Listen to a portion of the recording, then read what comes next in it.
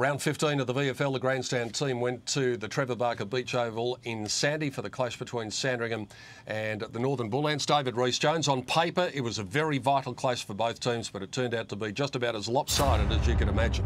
Yeah, which was a little bit disappointing. The Northern Bullants come out breathing fire, and they're terrific. Their pressure that they placed on their Sandringham opponents was terrific, and was able to hold them in good stead right throughout the afternoon. A windy day, so conditions were difficult for both teams early, and consequently just 3 goals in the first quarter. The Bullants coming up with a couple of them. But even though the margin was only 5 points at quarter time, it had the feel of a game that the Northern Bullants seemed to be in control of even at that stage. Yeah, they really did come out with purpose today and showed why they've been in the last 2 grand finals. They played that type of football that is necessary to get that far. Well, we saw Tommy Walsh kicking the first goal. That was at the 11-minute mark of the first quarter for Sandy, and after that, nothing happened at all. The Bullants took over in all areas of the game. Sandy managed 1 behind in the second quarter, 2 behinds in the third quarter. Bullants kicked 5 goals in the second quarter, 3 goals in the third quarter, and there was nothing much more you could add to it. They were able to find space. They were able to string possessions together. They dominated in every single facet of the game. Yeah, and one of the impressive things was just the good team performance from this Bullants team.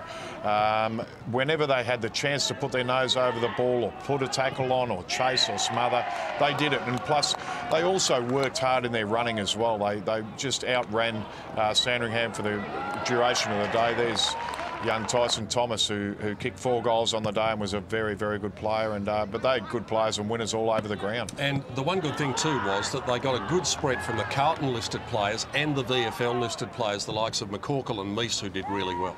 Yeah, that's right. And as I mentioned before, it was just a great team effort and everyone contributed, and that's what you want as when you're coaching a team. All you want is a contribution from everyone on the ground. Going to be hard for Sandy to bounce back from that. They've got a bye next week and they're probably going to need time to lick their wounds, and then they've got Port Melbourne the week after. So they've had their 2 biggest losses of the season in the past couple of weeks, and that is one of their lowest scores in recent memory. 2-7-19 for the Zebras on a day that was windy, yes, but it wasn't a bad day for footy, as evidenced by the fact that the Bullants nearly topped the ton, 15-8-98. The Bullants coming up with win number 9 for the season, and for Sandy, they are in peril now of dropping out of the top 8. But a day to celebrate for the Northern Bullants.